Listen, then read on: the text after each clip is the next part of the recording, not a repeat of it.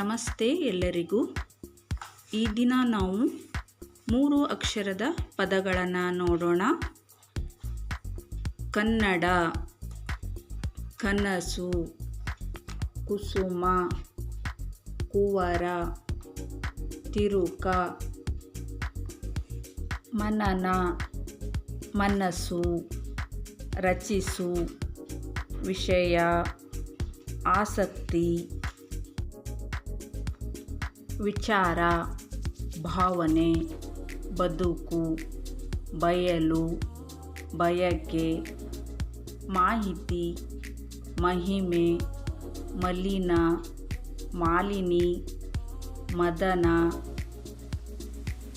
ಯುವಕ, ಯುವತಿ, ಹುಡುಗಿ, ಹುಡುಗ, ಹೊರಡು, ನಡುವೆ, ನಡುಕ, ಮನನ, ನೆಮ್ಮದಿ, ನೆರಳು,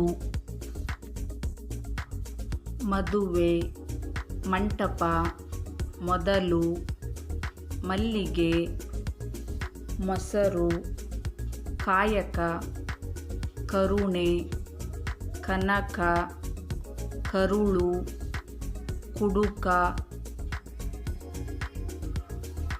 ಸರಳ, ಸಂಕೋಲೆ, ಸಮಾನ, ಸುಂದರ, ಸಾಗರ, ಹಸಿವು, ಹಂದರ, ಹಗುರ, ಹರಳು, ಹಸಿರು.